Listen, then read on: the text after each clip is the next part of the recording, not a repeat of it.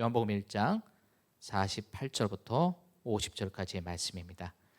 함께 교독하겠습니다. 제가 짝수절을 읽겠습니다. 여러분들이 홀수절을 읽어서 함께 나눠 읽어주셨으면 좋겠습니다. 나다나엘이 이르되 어떻게 나를 아시나이까? 예수께서 대답하여 이르시되 빌립이 너를 부르기 전에 네가 무화과 나무 아래에 있을 때 보았노라. 나다나엘이 대답하되 랍비여, 당신은 하나님의 아들이시요 당신은 이스라엘의 임금이로소이다. 예수께서 대답하여 이르시되 내가 너를 무화과 나무 아래에서 보았다 함으로 믿느냐? 이보다 더 큰 일을 보리라. 아멘. 제가 한 30분 전에 저에게 일어났던 그 마음의 경험부터 여러분들하고 나누고 시작할까 합니다. 2부 예배와 3부 예배 사이에 담임 목사님이 이렇게 성도들 이렇게 환영하실 때 뒤에 섰을 때 제 마음속에 들리는 소리가 있었습니다. 나는 바위 같은 사람이구나 하는 생각이 들었어요.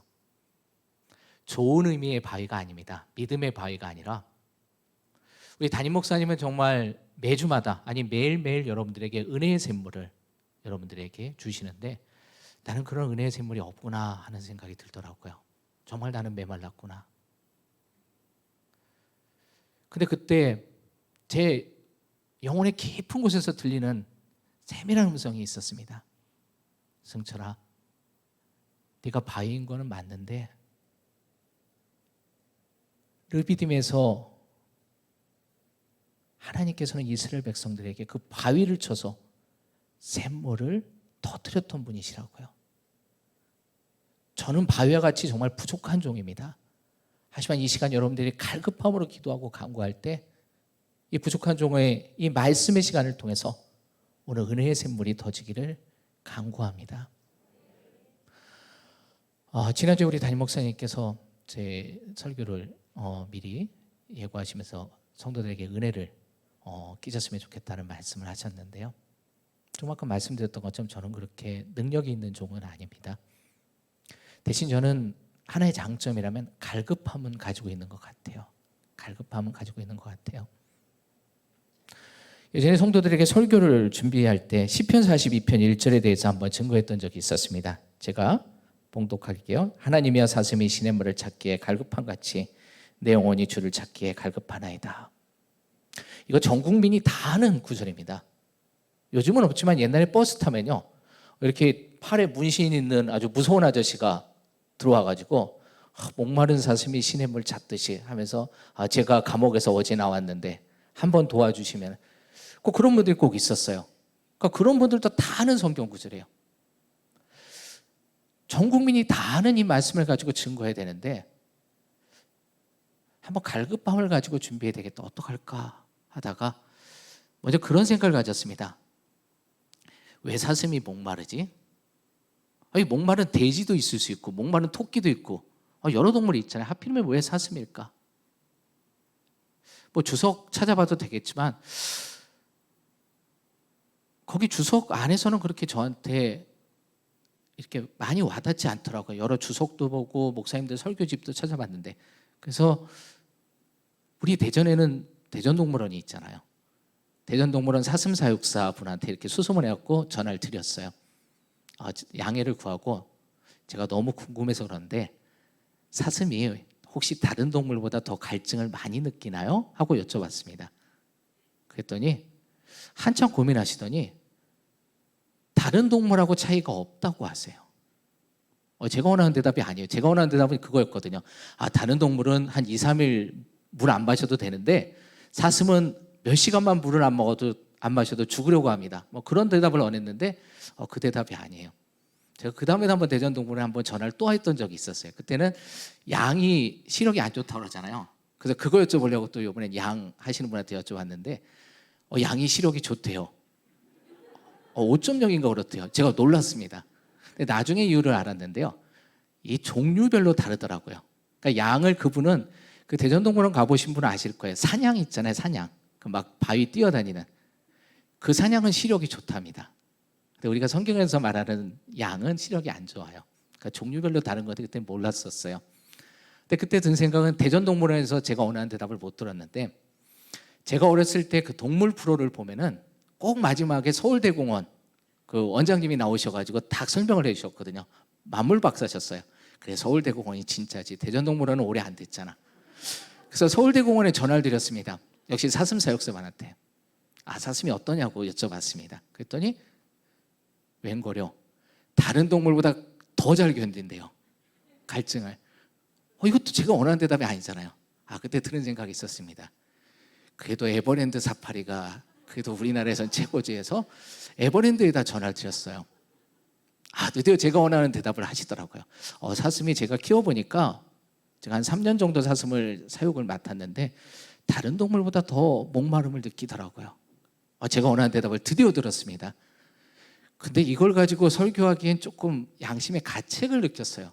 에버랜드에서 이렇습니다라고 말을 하면 그럴싸한데 서울대공원하고 대전동물원에서 그렇게 대답하지 않았잖아요.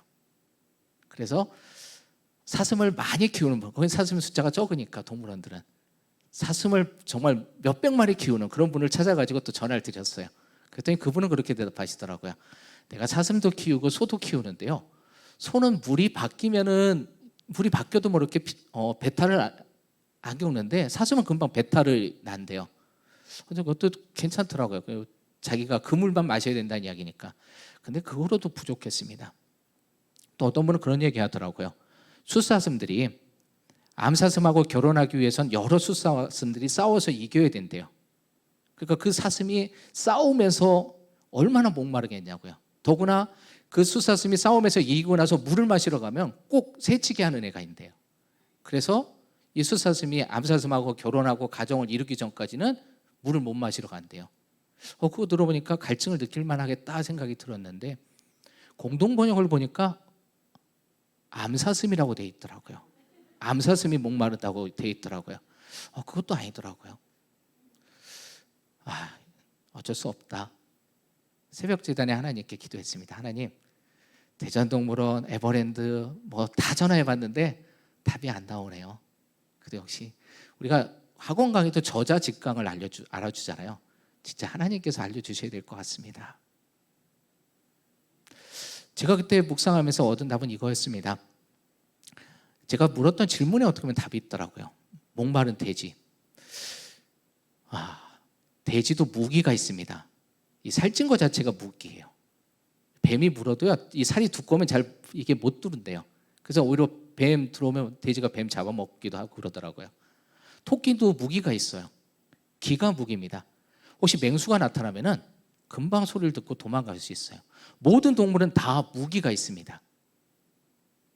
근데 생각해 보면 저 중동에서의 그 오아시스 물은요, 사슴만 이용하는 물이 아니에요. 그 시냇물은 사자도 이용하고요, 곰도 이용할 거고, 모든 맹수들도 그 물을 같이 마십니다.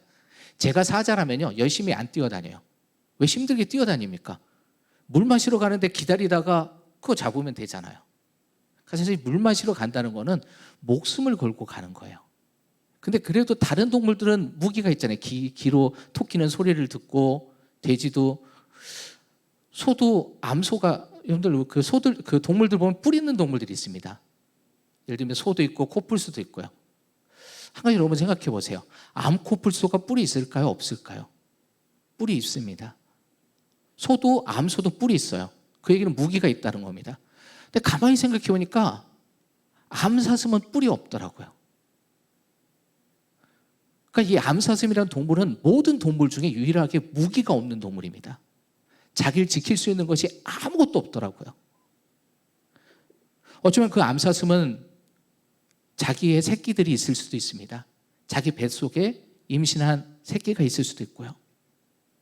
그 새끼들을 살리기 위해서는 내가 가다 죽는다고 할지라도 그 물을 마시러 가야 됩니다. 그런 갈급한 마음을 가지고 갈 때 주님께서는 우리들에게 놀라운 은혜를 주실 줄 믿습니다. 제가 병원 사역을 하면서 제 이름을 모르는 분들도 저를 무릎으로 기억하시는 분들이 많아요. 제가 항상 그 병실에 들어가면은 항상 그 무릎을 꿇습니다. 그 병실에 무릎 꿇고, 어떤 분들은 거기 이제 지저분한데 무릎 꿇지 마시라고 하시는 분들도 계신데 항상 제가 무릎을 꿇고 기도해요. 근데 그게 제가 겸손해서 아닙니다. 제가 너무나 약한 것을 알기 때문에, 제가 능력이 없다는 것을 알기 때문에 항상 그렇게 무릎 꿇고 하나님께 간구를 합니다. 그렇게 하나님께 간구할 때마다 놀라운 역사들이 일어나기 시작하더라고요. 오늘 여러분들도 갈급한 그 심령으로 오셨을 줄 믿습니다. 하나님께서 그 갈급한 마음을 채워주시고 여러분들에게 큰 은혜를 주실 줄 믿습니다. 오늘 말씀을 읽겠습니다. 48절, 나다나엘이 이르되 어떻게 나를 아시나이까? 함께 읽겠습니다. 나다나엘이 이르되 어떻게 나를 아시나이까? 예수께서 대답하여 이르시되 빌립이 너를 부르기 전에 네가 무화과 나무 아래에 있을 때에 보았노라. 아멘.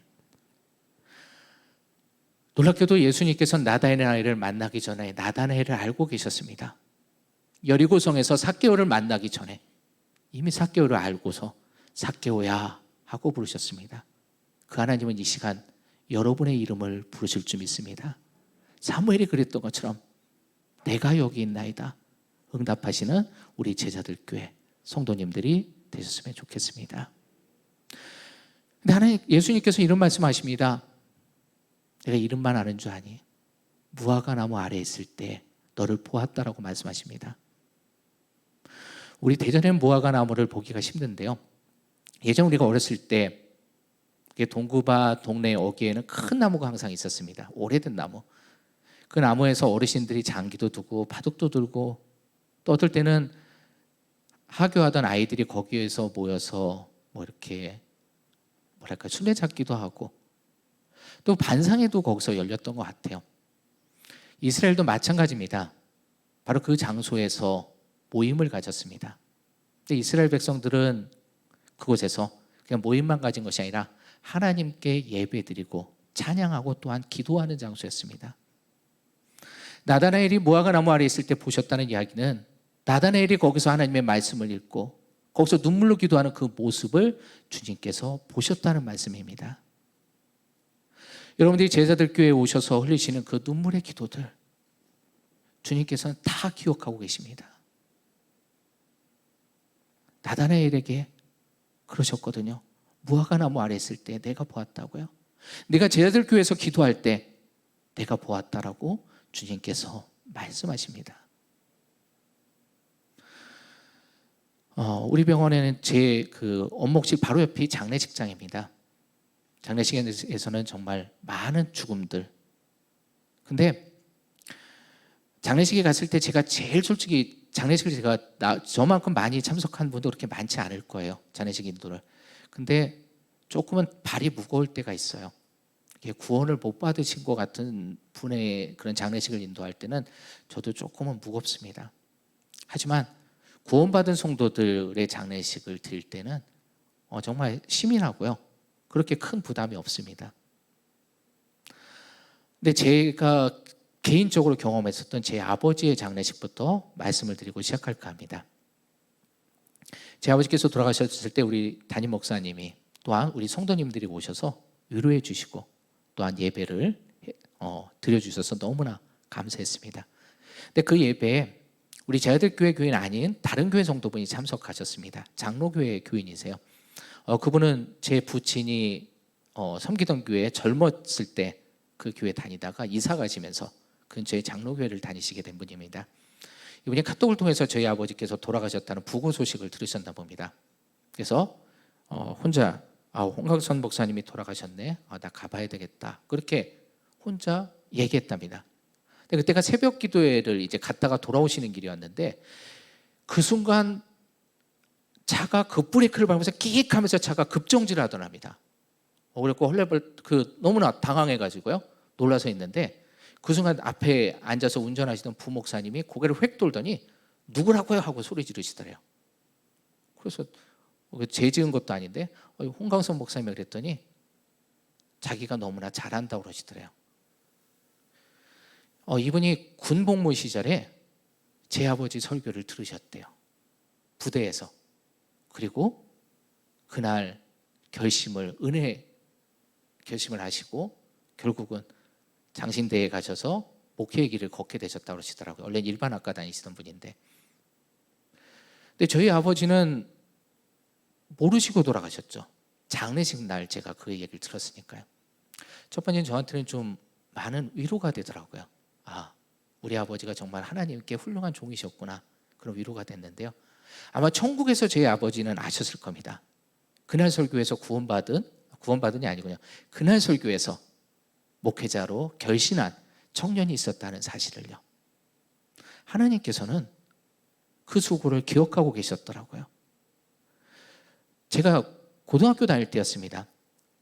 주일 예배 이렇게 인도하시고 밤에 7시 반에 예배 드리기 전에 그 오후가 조금 여유가 생기시는데 그때마다 그 군부대에 그 산골에 있는 군부대 가서 하나님의 말씀을 증거하고 오셨거든요.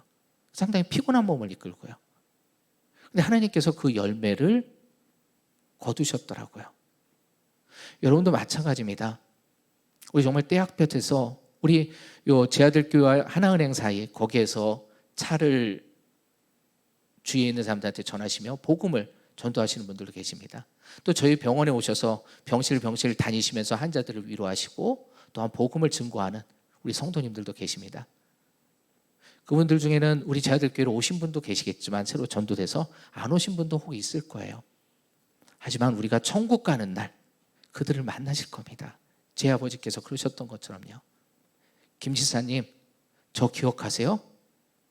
2021년도 그 여름에 집사님이 거기에서 차 주시면서 저한테 복음지 주셨잖아요. 그거 보고 제가 예수님 믿었어요. 이렇게 구원받았답니다. 여러분들도 그 열매를 꼭 여러분들 저 천국에서 확인하셨으면 좋겠습니다. 오늘 말씀에 무화과 나무 아래라고 이야기했습니다. 그 무화과 나무 아래에 있을 때 그 예배당에서 기도하고 그 했던 그 모든 것을 주님께서 기억하신다고요. 이렇게 소아과에 가면 아이들하고 놀아줄 때가 있는데요. 어떤 친구는 그런 블록을 가지고 놉니다.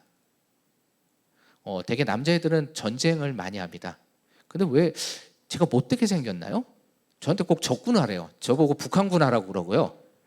저한테 일본군 하라고 그러더라고요. 저도 한국군 하면 좋겠는데 저는 항상 그 친구들한테 저는 북한군 아니면 일본군입니다. 그리고 절대 또 저는요 이기면 안 돼요. 지면 울어요 그 친구들이. 그래서 항상 제가 지는데요. 근데 그 블럭의 그 병사들 저는 보면 그냥 다 그냥 블럭이에요. 다 검은색 블럭이 그런데 그 친구들은 다 이름이 있더라고요. 얘는 토마스 병장이고요. 얘는 에드워드 상병이고요. 다 이름이 있고요. 그리고 그 블럭이 부셔진 것들 있잖아요. 그것에 대해서 다 기억해요. 2020년도 5월 4일 전투에서 팔을 잃었대요. 자기 소대를 살리고. 안다는 거는 지난주에 우리 신장 목사님께서 잘 설명해 주셨습니다. 안다는 거는요. 그냥 이름 알고 그게 아닙니다.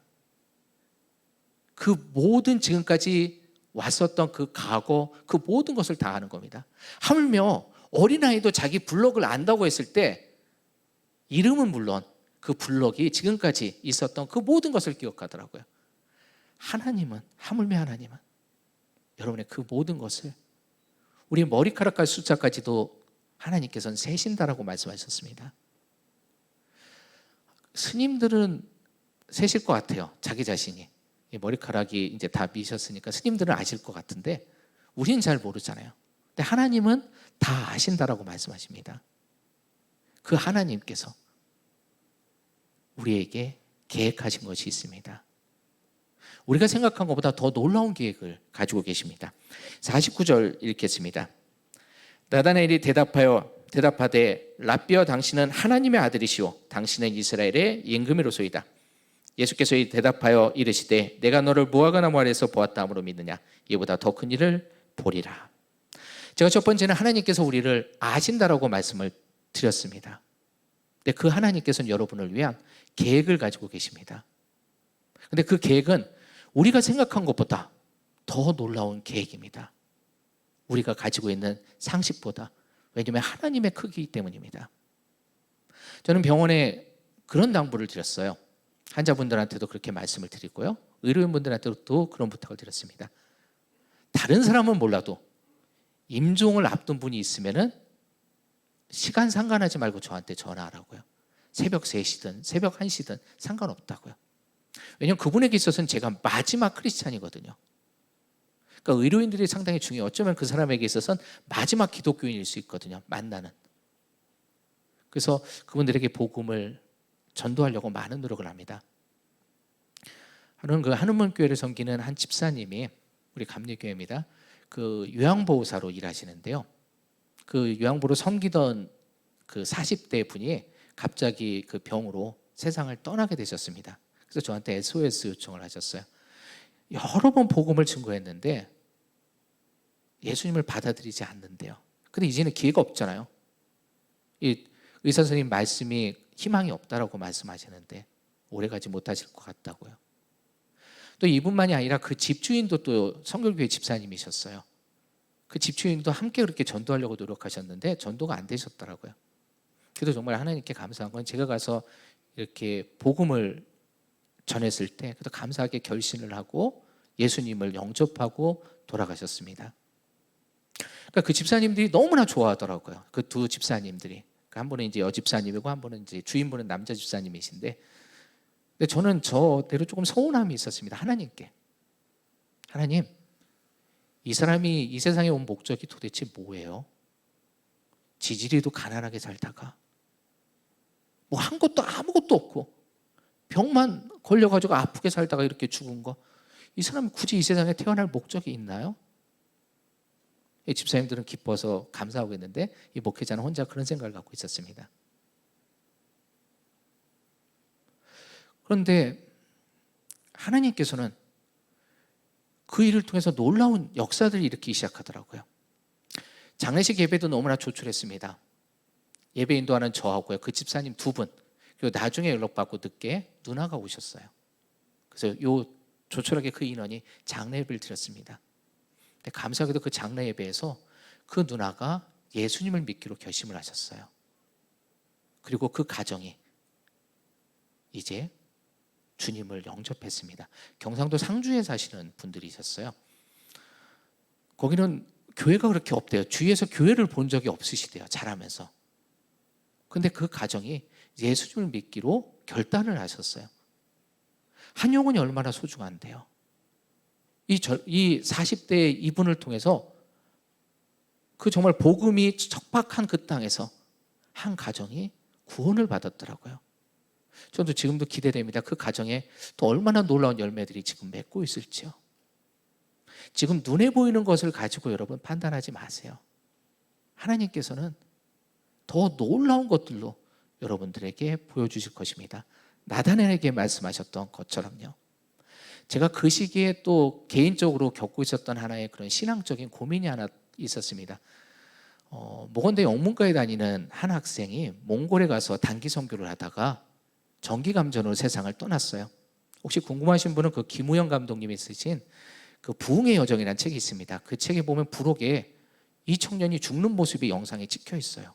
이 전기 감전되었고 죽는데 제가 볼 때는 너무 어이없어요. 하나님, 저게 뭐예요? 목사님은 저 아들을 모건대 영문과 졸업하고 이제 신학을 하고 감리교 선교사로 보내시려고 계획을 하셨는데, 그렇게 가서 선교하다가 순교하더라도 그렇게 멋있게 순교할 수 있는데 저 젊은 나이에 저게 뭡니까? 하나님, 저게 도대체 하나님의 어떤 뜻이 있습니까? 근데 그때 그 주에 원목 초기였는데요, 초대장이 저한테 왔더라고요. 근데 그 초대장을 열어보고 제가 엉엉 울었습니다. 그 초대장에 뭐냐면 우리 대전 동지방, 우리 제아들교회가 대전 동지방에 속해 있습니다. 우리 지방에 저쪽 우송대 쪽에 교회가 새로 개척되었다는 거예요. 그러니까 서울에 있는 교회가 세웠답니다. 부흥해가지고 지교회로 후원을 해서. 근데 그 교회 이름이 송천교회더라고요. 바로 그 모건대 영문과 학생의 아버지가 담임으로 계신 그 교회입니다. 그러니까 목사님 아들이 그렇게 죽었으니까 저는 그 교회가 어려움을 겪을 줄 알았는데 오히려 그 교회가 더 하나님 안에서 든든하게 서가고 있더라고요. 그래서 그 교회가 제일 최초로 세운 교회가 바로 우리 동네에 세운 교회였습니다.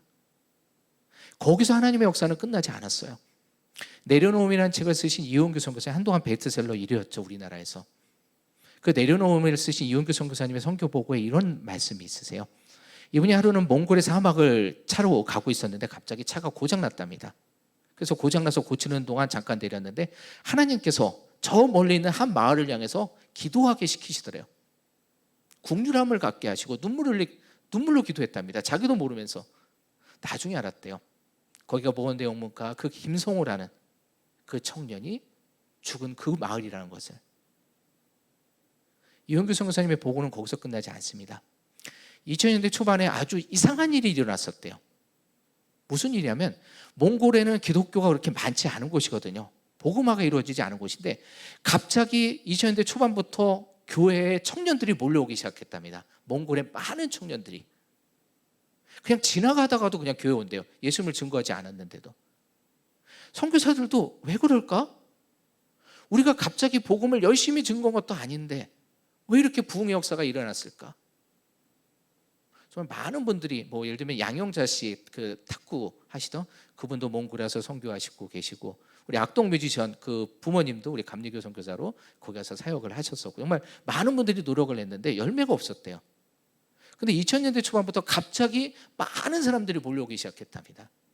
근데 나중에서 그분들이 기도하면서 하셨답니다. 그 모건대 영문과 청년이 죽은 그 해부터 하나님께서는 그 재물을 받으신 거예요. 하나님께서 몽골의 부흥의 역사를 일으키셨더라고요. 나중에는 그 아버지가 몽골 선교사로 가셨어요. 그 아버지가 이제 우리 송천교회에 또 오셨다 이제 가셨을 텐데요. 근데 그 아버지가 시계를 차고 계시더라고요. 근데 그 시계가 어떤 시계냐면은 아들이 죽었다는 이야기를 듣고서 울란바토르를 통해서, 울란바토르에서도 비포장도로 10시간 이상을 가야 되는 곳이래요. 가서 아들의 시신은 검게 타가지고 굳어 있더랍니다. 감전돼서 죽었으니까요. 근데 시계가 계속 돌고 있더래요. 시계가 계속 가고 있더랍니다. 그걸 보면서 맞아, 하나님의 역사는 끝나지 않았어. 하나님의 선교의 시계는 멈추지 않았어. 그래서 지금은 그 시계를 목사님이 차고 다니세요. 벌써 시계줄을 여러 번 가셨대요. 하나님의 계획은 결코 끝나지 않습니다. 저는 그 송천교회 그 창립 예배 가서 많이 울었어요. 딴 사람이 보면 제가 세웠는지 알았을 거예요. 그 교회를. 근데 그 교회를 통해서 하나님께서 저한테 말씀을 해주시더라고요. 네가 생각한 것처럼 이렇게 하나님의 역사는 그렇게 단순하지 않다고요. 네 눈에 보이는 것만 보고서 판단하지 말라라고요. 하나님께서 말씀하시더라고요. 그래서 저도 병원에서 사역하면서 때때로는 실망스러운 일들도 많이 경험합니다. 하지만 그것 때문에 제가 좌절하진 않아요. 왜냐하면 하나님께서 더 놀라운 계획을 가지고 계실 테니까요. 소아과 병동에 가면은 아이들이 정말 천진난만해. 부모님은 우리 아이가 이게 치료가 잘 될까? 또는 이 병원비는 어떻게 하지? 걱정이 많은데 애들은 그냥 부모님을 믿더라고요. 정말 애들의 믿음이 크더라고요. 또 우리 병원 식당에 그래도 밥이 맛있어요. 근데 병원에 와서 굶을까 걱정하는 사람 없잖아요. 뭐 입는 것 때문에 걱정하는 사람 없잖아요. 그냥 한자복 달라 그러면 주잖아요. 먹고 입고 다 병원에서 책임져 줍니다. 근데 제가 환자들, 어린아이들 믿음보다도 더 약하더라고요. 가끔 저는 먹고 사는 것을 걱정할 때가 있었어요. 목회자인데도. 근데도 환자들은 우리 병원장님을 믿더라고요. 병원장님이 최소한 굶기지 않을 거라는 거를. 근데 여러분들은 어떻습니까? 병원에서 환자들이 병원을 믿는 만큼 여러분 하나님을 믿고 계신가요? 저는 그런 경험이 있습니다. 우리 그 원목 사역을 하면서 학위를 공부할 수 있는 과정이 있었습니다. 대학원을 이렇게 다니는데요. 그때 유관지 목사님이라고 극동방송에서 오랫동안 북한 선교에 헌신하신 분입니다. 북한 선교에 대한 책도 많이 쓰셨고요. 또 탈북자들을 위한 그런 설교집. 그러니까 탈북자들을 위한 설교집은 북한 사람들 그 용어로 쓰셨더라고요. 근데 그분하고 이제 북한 교회에 대해서 이제 한 4-5명이 모여서 이렇게 같이 토론하는데요. 신의주에 있는 교회에 대해서 같이 그 미리 발표하고 나누는 그런 시간을 가졌습니다. 신의주는 우리 한경직 목사님도 거기 신의주 제2교회에서 사역을 하셨고요. 또 우리 대전에 호스톤 여고 있잖아요. 그 호스톤 졸업생 한 분이 그 신의주 교회를 다니셨는데 감사하게도 지금도 신앙을 갖고 계시더라고요. 북한에서. 그래서 혹시 기회가 되시면은 오래된 그 약속이라는 책이 있습니다. 거기 보면은 거기서 믿음의 가정을 해가지고 나중에 남한으로 간 남편의 가족과 남편의 가족은 여기 대전에 사시더라고요. 그 가족과 함께 그 두만강에서 예배드리는 그런 은혜스러운 장면이 나오는데요. 그 신의주 이야기를 나누면서 이성복 목사님 이야기를 했어요. 근데 이성복 목사님은 정말 그 성결교회에서 상당히 많은 목사님들이 존경하는 목사님이세요. 근데 하필이면 왜 그 얘기가 나왔는지 모르겠는데 그때 이 신의주에 사실 때 경제적으로 이성복 목사님이 상당히 어려웠다는 그런 이야기를 했습니다. 그때 제 마음에 드는 생각이 있었어요. 하나님, 목사는 자신이 소신을 가지고 목회를 했다고 쳐도 가족은 아니잖아요. 왜 가족이 왜 이렇게 경제적으로 어려워야 됩니까? 혼자 그렇게 하나님께 질문을 드렸습니다. 근데 목사님이 하나의 습관이 있으시더라고요. 그 이성복 목사님이 자신이 목회 사역하는 그 지역의 이름을 자녀분들에게 붙이신대요. 그래서 신의주에서 목회하셔서 딸 이름을 의숙이라고 졌대요. 아마 그분이 대전에서 목회하셨으면 대숙이라고 졌을 거고 청주에서 목회하셨으면 청숙이라고 아마 져있었을 겁니다. 근데 그 의숙이가 걱정되더라고요. 저는 그 의숙이 혹시 굶어 죽지 않았을까? 그 목사님이 상당히 경제적으로 어려웠다고 하시는데, 근데 그때였어요. 6명 정도 이렇게 둘러싸서 5-6명이 둘러싸서 이렇게 같이 이야기하고 있는데 저는 좀 앞쪽을 바라보고 있었거든요. 근데 앞쪽에 누가 문을 빼꼼히 열고 안을 보시더라고요. 그 한 할머니셨어요. 그 백발의 한 할머니가. 그러다가 저하고 눈을 마주치니까 개면적으로 이렇게 인사하시고 다시 나가시더라고요. 그러니까 대학원장실을 찾아오신 거예요. 한미라 교수님이라는 그 대원장님을 찾아오신 건데 그 방을 잠못 찾아갖고 우리 방에 들어오셨다가 나가신 거였어요. 근데 놀란 거는 그 다음 시간이 채플 시간이었거든요. 그 예배 시간이라 이제 대학원 이제 석사 과정, 박사 과정에 있는 사람들이 함께 예배를 드리는 시간입니다. 근데 그 시간에 그 할머니가 여기 앞에 앉아 계시더라고요. 근데 제가 놀란 거는 그 김동주 교수님이라고 계십니다. 그 교수님이 그런 말씀하시더라고요. 이번에 모실 분이 계신데 귀한 분을 모시는데 이의숙님이래요. 더 놀라운 거는 조금 아까 제가 굶어 죽었을까 걱정했었던 그 이의숙이래요. 그 이의숙이 잠깐 쓰시더라고요. 그리고 그분이 장학금을 주신대요. 한 여러 명한테 장학금을 주셨는데 감사하게 저도 껴서 받았어요. 근데 너무나 황당하지 않나요? 제가 굶어 죽을까 봐 걱정했었던 그 사람이 저한테 돈을 줬어요. 1시간 후에. 더 놀라운 건 그분이 한국도자기 회장님 부인이시래요. 그분이 저를 걱정해야지 왜 제가 그분을 걱정합니까? 하나님께서는 저한테 하시고 싶은 얘기가 있으셨던 것 같아요. 야, 왜 걱정하니? 내가 했는데. 여러분, 저처럼 하나님께 혼나시지 말고요. 하나님께서는 여러분을 부르셨다는 것은 단지 부름에 끝나는 게 아닙니다. 책임져 준다는 겁니다. 우리가 군인으로 부름을 받았으면요, 그 군인을 먹고 마시는 거는 여러분이 고민할 게 아니에요. 여러분을 부른 국방부 장관이 고민해야 될 문제입니다. 먼저 그 나라와 일을 구하라고 했던 이유도 그겁니다. 우리 먹고 살고 그런 것은 다 하나님께서 책임져 주시니까요. 병원 사역하면서 여러 어려움들도 있었습니다. 하지만 하나님께서 책임져 주시기 때문에 결코 그 길은 외롭지 않았습니다. 오늘 저는 3가지를 말씀드렸습니다. 하나님께서는 여러분을 너무나 잘 아신다고요. 그리고 여러분을 위한 계획을 가지고 계시다고요. 그 하나님께서 여러분을 책임져 주신다고요. 이제 여러분, 그 하나님께 여러분의 삶을 맡기셨으면 합니다. 기도하시겠습니다.